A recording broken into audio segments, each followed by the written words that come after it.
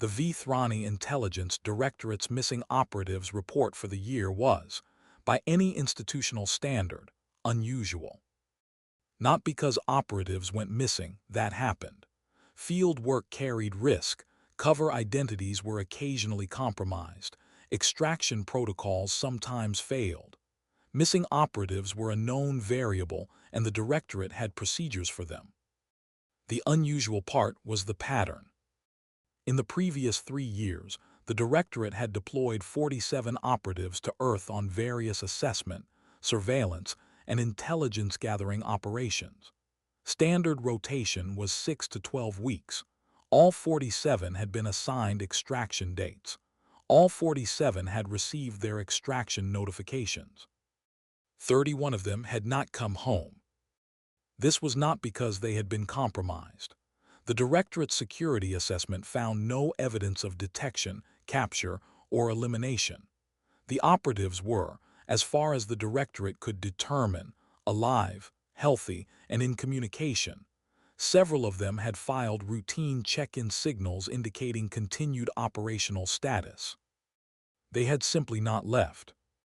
Senior Intelligence Officer Keth Von, Kethvon, who had been managing the Earth operations portfolio for 7 years, had spent 3 weeks reviewing the pattern before he called the emergency assessment meeting. He had wanted to be certain he was reading it correctly, because what he was reading was sufficiently strange that he preferred to be wrong. He was not wrong.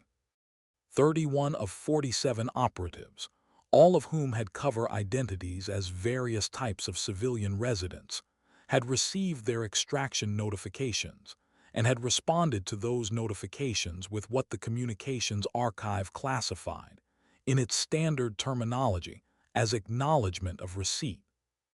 What they had actually sent, in each case, varied in wording but was consistent in substance. Operative Sova Kren had sent, acknowledged, request 30-day extension, I'm in the middle of a cooking class. Operative Drev Sol had sent, acknowledged, am unable to leave before the weekend. There is a food market on Saturday I have been attending for 6 weeks, and I believe I am close to a breakthrough with the flatbread vendor. Operative Veltren had sent, and this was the one Vaughn had read 4 times to confirm it was real, acknowledged. I have been adopted by a family in the neighborhood. They think I am a relative of the family's daughter-in-law who moved away. I have not corrected this. They are teaching me to make something called biryani, bryani. I will come home when I have the recipe correct. Estimated duration, unknown. Vaughn looked at the 31 files. Then he looked at his coffee, which was fine but was not whatever they were all apparently eating. Then he opened a new document and began writing the most difficult report of his career. A formal assessment of why the Directorate's best operatives had infiltrated Earth and decided, independently and apparently without coordination, to stay. The report's title, which he changed 3 times before settling on it, was Earth Operations Retention Anomaly Assessment. The working title, which he had deleted, was Why is Everyone Still There? Intro. Welcome back to Fitzage. Today's story is different from our usual format. It is not about battles or negotiations or the particular kind of strength that holds up under pressure. It is about something more fundamental, the specific power of a people who have built, over thousands of years, a relationship with food, with hospitality, with the daily texture of living well, that turns out to be the most effective soft power in the galaxy. The Vethrani sent their best people to assess the human threat. Their best people ate jollof rice, jol of rice, and stayed. This story is funny. It is also, underneath the funny, genuinely true about something, about what it means to be a people whose culture is so rich, so generous, so absorbing that even the people sent to study you from the outside end up wanting in. Every man in this audience has a version of this in his own life. A place, a table, a group of people where the food was so good and the welcome was so real that leaving felt wrong. Today's story is about what happens when that experience meets the galaxy. Settle in. This one is going to make you hungry. Part 1. How it started. The Vethrani Directorate's Earth operations had begun 4 years ago, when first contact had made it clear that humanity represented a significant variable in the galactic political landscape, and that the Directorate had insufficient information about what kind of variable it was. The initial deployment had been cautious: 3 operatives, short rotation, limited objectives. Assess the security posture of the human diplomatic presence. Map the basic social infrastructure. Identify key decision makers. All 3 had come home on schedule. One of them, Operative Prethkren, Prethkren, no relation to Sova, had filed a report that Vaughn had read at the time and had filed under interesting but tangential. The report had completed all its operational objectives and had then included in the final section labeled additional observations 2 paragraphs about food. Prethkren had written, "The human relationship with food preparation and consumption appears to be culturally central in a way that has no direct equivalent in Vethrani culture. Humans do not eat primarily for nutritional maintenance. They eat as a social act, a cultural transmission mechanism, a form of emotional communication, and in many cases an art form. The variety and complexity of what they produce is significant. I ate something in a small establishment near the diplomatic quarter that I have been thinking about since I left. I do not think this is operationally relevant. I include it because the record should be complete." Vaughn had noted the observation. He had not fully absorbed its implications.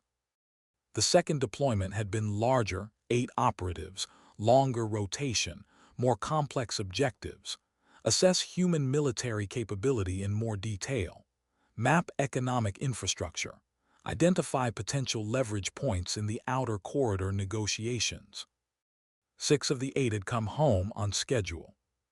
2 had requested extensions. Vaughn had approved the extensions without particular concern. Extensions happened. Operatives sometimes needed more time. The extensions had been extended, and then extended again. Both operatives were still on Earth. One of them was in a neighborhood in a city called Istanbul, Turkey, learning to make something called baklava, klava, from an elderly woman named Fatima, Fatima, who had taken him on as a student after he had eaten her pastries 3 weeks in a row and expressed what she had apparently described to her family as the correct amount of appreciation. The other was in a coastal city called Lagos, Nigeria, managing, as far as Vaughn could determine, a small restaurant. He had not been assigned to manage a restaurant.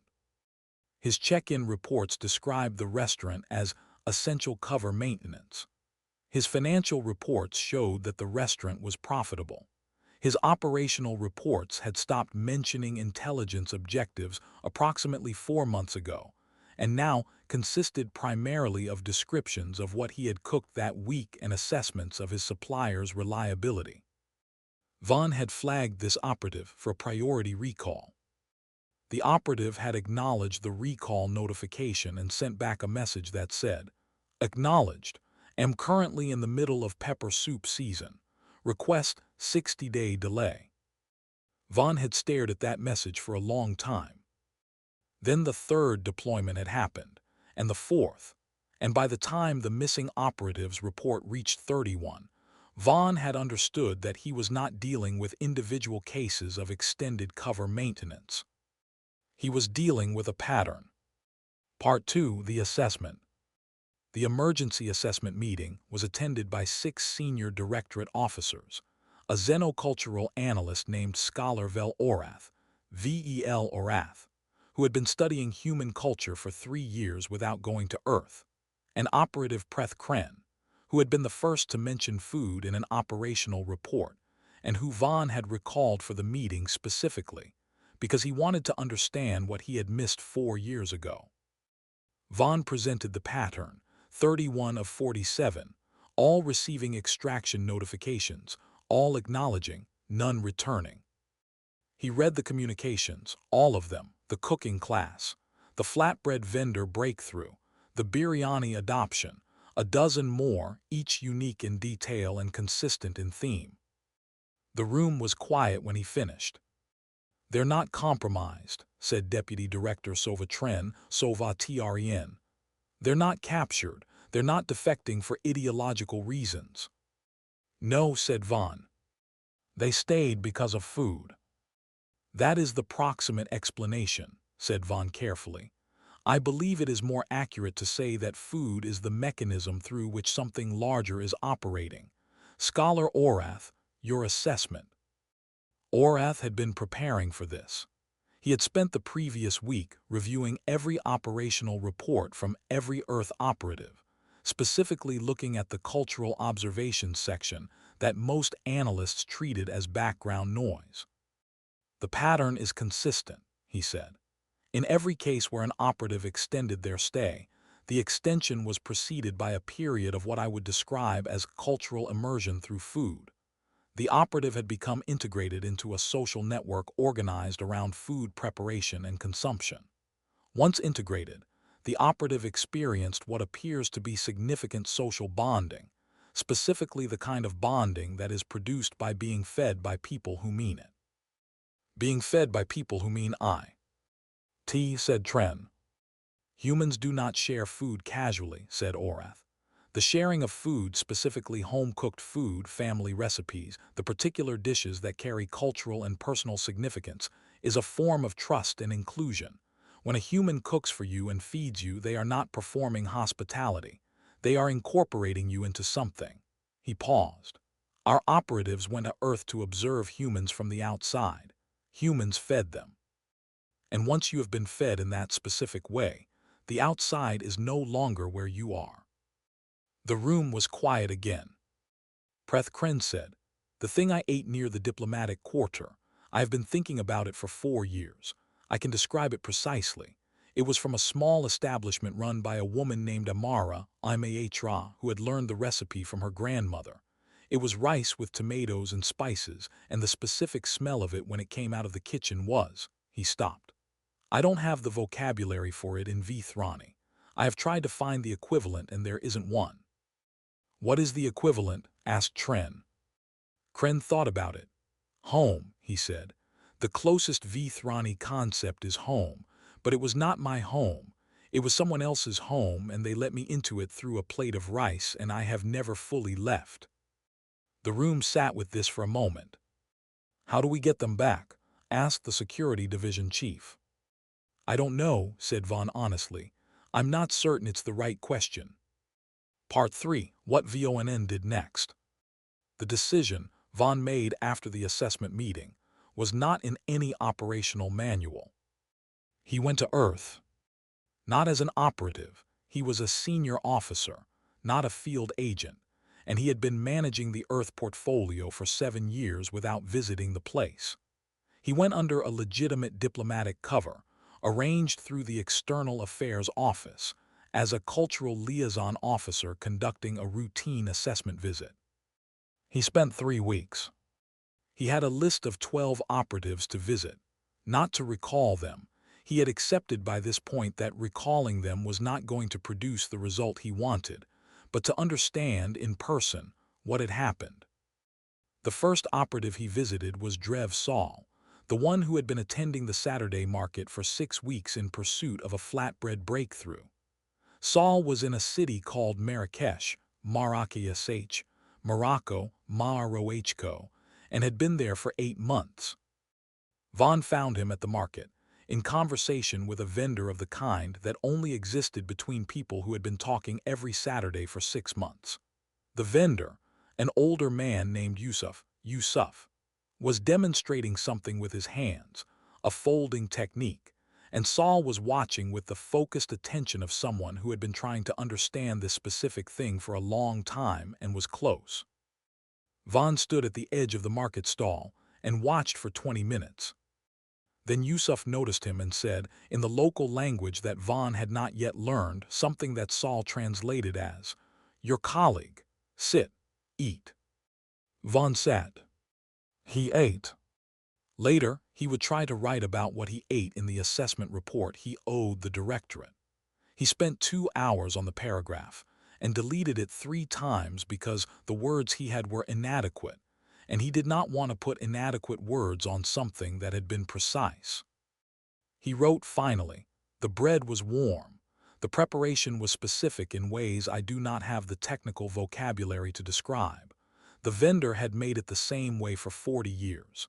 His father had made it the same way before him. When you ate it, you were eating 40 years of the same morning decision, made with care, offered to strangers. I understand why Operative Saul has not left." He visited 11 more operatives over the next 3 weeks. He found them all doing variations of the same thing, embedded in some community, some kitchen, some network of people who had at some point fed them something that had changed their operational calculus from "I am here to observe" to "I am here." Operative Vethrani was in the neighborhood in a city called Hyderabad, Hyderabad, India, India. Being a relative of a family that was not his family, learning biryani from a woman named Fatima Begum, who had fed him the first time because he had looked hungry and had kept feeding him, because she had decided he needed to know how to cook and was not leaving until he did. Vaughn attended a family dinner. There were 14 people at the table. Vaughn was introduced as Tren's colleague from work, which was technically accurate. Fatima Begum fed him the biryani. She watched him eat it with the attention of someone whose assessment of a person was significantly shaped by how they received her cooking. He received it correctly. He did not know how he knew how to receive it correctly. He had never been in this situation, but something in the situation was clear. This was food that had been made with intention, for people who were considered worth feeding, and the correct response was to be present enough to understand what you had been given. He was present enough. Fatima Begum nodded once, with the expression of someone who has verified something. Tren, beside him, leaned over and said quietly in Vethrani, "She has decided you are acceptable." "I gathered," said Vaughn. "She decides most things through food," said Tren. "She says you understand a person by whether they understand what you made for them." Vaughn looked at the biryani. "She's right," he said. "I know," said Tren. "I've been here 6 months. I'm beginning to understand things I didn't have categories for before." Part 4, the report. Vaughn returned to the directorate and spent 2 weeks writing the most unusual report of his career. It was 49 pages. The operational section, covering the status of the 31 operatives, their cover integrity, their continued intelligence value, and the security assessment, was 12 pages. It was thorough and accurate and reached the expected conclusions. The operatives were not compromised. Their covers were intact. Several of them were producing intelligence of meaningful quality as a secondary function of their deep cultural integration. The remaining 37 pages were something the operational section had not been designed to accommodate. He titled the section, "Cultural Intelligence, Earth Hospitality Systems and Their Strategic Implications." He wrote about food, not as a culinary curiosity, as a strategic variable that the directorate had failed to account for, and that was, in his assessment, the most significant soft power asset any species had demonstrated in the galactic community to date. He wrote, "Human food culture is not a peripheral feature of their civilization. It is a central transmission system for everything that matters about them, their values, their history, their relationship with each other, and with the places they come from. When a human cooks for you, they are not performing a hospitality ritual. They are sharing something that is genuinely irreplaceable. Because the specific dish exists only in the specific way this specific person makes it, which they learned from their family, who learned it from theirs, and the chain runs back further than any individual can trace. To receive this is to be incorporated into something that has no equivalent in Vethrani culture." He wrote about the market in Marrakesh and the 40 years of the same morning decision. He wrote about Fatima Begum's biryani and what it meant to be decided acceptable by the way you received someone's cooking.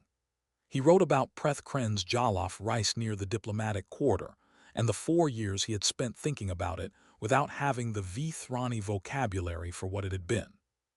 He wrote, the Directorate sent 47 operatives to assess the human threat. 31 of them have, by any reasonable definition, been incorporated into human communities through the mechanism of food. This is not a failure of operational discipline. Our operatives are among the most disciplined field agents in the service. It is evidence of something the threat assessment framework does not have a category for. A civilization whose daily life is sufficiently rich, generous, and absorbing that professional observers whose explicit purpose is detachment cannot maintain that detachment once they have been fed. He wrote in the final section, I want to be precise about what I am recommending. I am not recommending that we write off 31 operatives as operationally compromised. I am not recommending that we force their extraction. I am recommending that we recognize what has happened as information, as the most accurate cultural intelligence assessment the Directorate has ever produced, conducted inadvertently by people who went to observe and ended up experiencing. He wrote, the humans are not a threat in the way the original assessment framework conceived of threats. They are something the framework did not anticipate. A people whose most effective power is not military or economic, but cultural. The power of a civilization that has spent millennia learning to feed people and mean it. He submitted the report. Then he went home and thought about the bread in Marrakesh for 3 days. Part 5. The Directorate's response. The Directorate's response to the report was, by internal standards, divided. The Security Division's response was that 31 operatives remaining on assignment past their extraction dates represented a procedural failure regardless of the intelligence value produced, and that a framework for managing this situation needed to be established. The Intelligence Division's response was that the 37 pages on cultural intelligence represented the most useful strategic assessment of humanity produced to date, and should be distributed to every division with a stake in. The Outer Corridor Negotiations. Deputy Director Sova Tren's response was to read the report twice, approve the Intelligence Division's distribution recommendation, and then send Von a personal message that said, I read the section about the bread. I need you to get me the name of that vendor. Von sent the name. Tren went to Marrakesh 3 months later on what was officially described as a cultural liaison visit. She found Yusuf at his market stall. She ate the bread. She extended her visit by 2 weeks. She did not stay permanently. She had a directorate to run. But she came back twice in the following year and brought 4 colleagues on the second visit. All 4 colleagues extended their stays. This was, Von noted in a follow-up memo with the specific tone of a man who had seen something coming and had not found a way to prevent it, beginning to resemble a pattern. The formal framework the Security Division had requested was developed over 3 months. It was called the Extended Cultural Integration Protocol, and it was built on Von's report's recommendation that operatives who had achieved significant cultural integration should be managed as long-term assets rather than recalled. The protocol established check-in requirements, intelligence reporting standards, cover maintenance guidelines, and a review process that assessed each operative's continued utility and cover integrity on a 6-month cycle. It also established, in a section that the Security Division had argued against, and the Intelligence Division had argued for, and Von had written, a category called Cultural Intelligence Officers, operatives whose primary function had shifted from active intelligence gathering to cultural observation, and whose reporting focused on the texture of human daily life rather than on specific operational targets. All 31 operatives were reclassified as cultural intelligence officers. 3 of them were sent formal commendations for the quality of their cultural intelligence reports. Operative Vethrani, the one in Hyderabad learning biryani, was given a commendation that specifically cited his 18-month relationship with Fatima Begum and the cultural intelligence it had produced. The commendation note said, Operative Trend's integration into a multi-generational family food tradition has produced intelligence on human intergenerational cultural transmission that is not available through any other collection method. Tren read the commendation in the kitchen of the family's home, where he was learning to make something called Halim. He sent back an acknowledgement that said, Received. Fatima Begum says thank you also. She says she knew I was worth the trouble. Vaughn filed the acknowledgement in the commendation record. He noted, in the margin, that this was the first time a commendation acknowledgement had included a response from a human civilian. He also noted that Fatima Begum was probably right. Part 6, the meeting that changed everything. The outer corridor negotiations had been proceeding, in their slow and complicated way, for 16 months when the Vethrani delegation's lead negotiator made a request that surprised the human delegation. Senior diplomat Preth Orath, requested a working dinner. Not a formal diplomatic dinner, those had been happening regularly and were, by both delegations' assessment, useful for what formal diplomatic dinners were useful for, and not useful for what they were not. He was requesting something different. A meal, cooked by people from both delegations, in a space that was not a formal venue. The request came with a note that was unusual in diplomatic correspondence. I have been reading the cultural intelligence reports our operatives have been producing from Earth. I understand that some of your most significant conversations happen around food. I would like to try having a significant conversation around food. Ambassador Thomas Okafor, O.H. Kafour, read the request and recognized it for what it was. He had been negotiating with the Vethrani delegation for 16 months. He had been working toward this, not specifically, not consciously, but in the general direction of a conversation that was real rather than procedural. He said yes. The dinner was held in a small room in the neutral facility, with a kitchen that both delegations had access to. The human delegation cooked. Several of them were from families with strong food traditions. Okafor himself was from a family that had been cooking jollof rice the same way for 4 generations, and he made it that evening with the specific attention of someone who understood that this was not just dinner. The Vethrani delegation ate. Orath, who had read Vaughn's report and had therefore some theoretical preparation for this experience, was not prepared for the actual experience. The theoretical understanding of why food mattered was not the same as sitting at a table where someone had cooked for you with intention, and the cooking was present in every detail of what you were eating. He was quiet for a moment after the first plate. Then he said to Okafor across the table, the reports said it was good. They were inadequate. They always are, said Okafor. Food is one of the things that doesn't translate. Why do you cook it the same way your family has for 4 generations? Asked Orath. Okafor thought about it. Because the way it's cooked is part of what it is, he said. If I change it, I'm not making my family's jollof rice.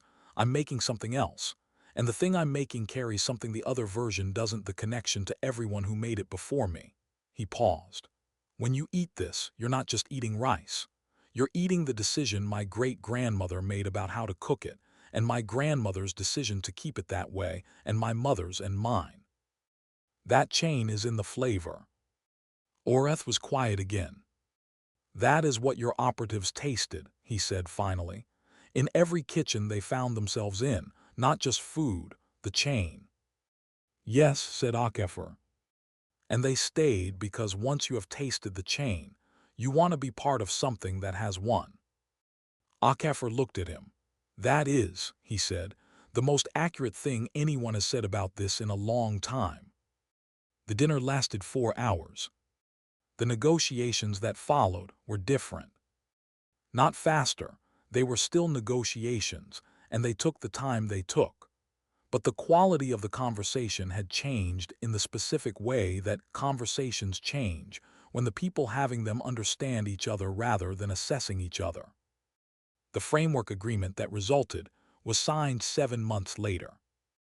The signing dinner was catered by operative Vethrani, who had returned from Hyderabad for the occasion and who cooked biryani for 40 people with the confidence of someone who had been learning from the right teacher for 2 years. Fatima Begum had sent the recipe. She had also sent, through Tren, a personal message for the Vethrani delegation that said, in her language which Tren translated, "Eat well. Whatever you have decided, you will decide better with full stomachs." It was included in the signing ceremony's official record. Because it was correct. Part 7. What they wrote down. Senior Intelligence Officer Keth Vaughn's Cultural Intelligence Report was distributed, over the 2 years following its submission, to 17 departments across the Vethrani government and diplomatic corps. It became, in the assessment of the scholars who studied it, the most influential single document in the development of Vethrani human relations, not because it contained the most sophisticated analysis. There were subsequent studies that were more technically rigorous, because it had been written by a man who had gone to understand something and had been honest about what he had found, including the parts that were difficult to put in formal language. The section about the bread had been cited 11 times in subsequent diplomatic and academic literature. Scholar Vel Orath, the xenocultural analyst who had attended the assessment meeting and who had subsequently spent 3 months on Earth conducting his own research, published a paper that drew on the report and expanded it. The paper was titled, "Hospitality as Strategic Infrastructure, Human Food Culture and the Mechanics of Cultural Incorporation." The paper's abstract read, "Human food culture constitutes the most effective cultural incorporation mechanism documented in galactic anthropology. It operates through the transmission of irreplaceable, generationally specific knowledge in a context of genuine care, producing social bonding that persists independently of the initial context of encounter." 31 professional intelligence operatives trained to maintain detachment in adversarial environments were incorporated into human communities through this mechanism within periods ranging from 3 weeks to 3 months. This outcome should not be read as a failure of operational discipline. It should be read as evidence of the mechanism's effectiveness. The 31 operatives were never fully recalled. 23 of them remained on Earth under the Extended Cultural Integration Protocol for periods ranging from 3 to 9 years. 8 eventually returned to the Directorate but maintained contact with the communities they had been part of, visiting annually or semi-annually, or whenever the calendar and the occasion aligned. Drev Saul returned to Marrakesh every year for the rest of his service career to attend the Saturday market. Yusuf, the flatbread vendor, eventually taught him the folding technique. Saul's operational reports from these visits, which were technically filed as cultural intelligence assessments, read considerably more like letters to a friend than intelligence documents. The Security Division noted this and decided, after THR reviews, that the intelligence value was sufficient to justify the unconventional format. Operative Vel Tren cooked biryani for the framework agreement signing dinner and returned to Hyderabad 2 weeks later. He stayed for another year. When he finally came home, he brought Fatima Begum's recipe, written in her hand, which he had laminated and kept on his desk for the rest of his career. He also brought, pressed between the pages of his operational notebook, a photograph of the family at their dinner table, 14 people, in the specific arrangement of people who have eaten together many times and know where they belong. He was in the photograph. On the right side, slightly awkward in the way of someone who had not entirely figured out how to be in a family photograph, but present, and recognizably belonging. Vaughn saw the photograph on Trent's desk once and said nothing. He understood. In the Directorate's archive, the Earth operations file was classified under 3 headings. The first, Intelligence Operations, Long-Term Cultural Integration. The second, Cultural Intelligence, Foundational Studies. The third, added by the Archive Classification Officer, who had processed the entire file and who had, by the end of it, developed opinions. Human Cultural Assets, Food. The notation under the third heading read, 31 operatives deployed to Earth on standard assessment operations. 31 operatives remained past extraction date following cultural integration through food-based social networks, all subsequently reclassified as cultural intelligence officers. Intelligence produced, significant. Operatives recovered, partial. Assessment of outcome, see report, pages 13 through 49. Summary insufficient. Below the notation, the classification officer had added a personal comment. I read the section about the bread in Marrakesh. I have submitted a request for a cultural liaison visit to Earth. I am told there is a process. I am in the process. Below that, a subsequent archivist had added, request approved. She went. She extended twice. She's currently in the Cultural Intelligence Officers Program. And below that, the most recent entry, added by someone who had not identified themselves. The food is too good. This was always going to happen. Call to action. And that is the story of 31 Vethrani spies who infiltrated Earth, forgot to leave, and explained when asked that the food was too good. Here is what I want to leave with you today. The Vethrani sent their best people to assess the threat. Their best people were assessed instead, not by weapons or strategy or negotiating leverage, by a plate of rice that carried 4 generations in its flavor, and a piece of bread that represented 40 years of the same morning decision made with care, and a biryani made by a woman who decided whether a person was worth the trouble by how they received what she had made. This is soft power in its purest form. Not influence, not leverage, not the carefully managed projection of cultural products designed to shape opinions. Something simpler and older and harder to replicate. The genuine warmth of a people who have spent millennia building tables worth sitting at and who extend invitations to those tables without reservation. Every man in this audience knows what it means to sit at a table like that, to be fed by someone who means it, to eat something that carries a chain of people in its flavor, everyone who made it before, and the specific person who made it now, and the decision they made to share it with you. You do not leave tables like that easily, and you do not forget them. The Vethrani spies did not forget. They stayed because being incorporated into something real was more valuable than the assignment they had been sent to complete. That is not a failure of mission. That is a human being, or in this case, a Vethrani being, doing what beings do when they encounter something genuine. They recognize it and they stay. If this story landed for you today, if something in the bread, or the biryani, or the photograph of Trent at the family table, then this channel was built for you. Subscribe if you haven't. Every week we bring stories about what is real and what lasts and what makes people stay. Leave a comment, tell me about your table, the place, the food, the person who fed you and meant it, the meal you have been thinking about since. I read every comment. I want to know about the chain in your food. Share this with someone who needs to remember today that the most powerful thing they have built is not strategy or capability, but the table they set and the genuine welcome at it. Send it to them. Keep the table, mean it when you feed people, build the chain. This is Fitzage. We will see you next time.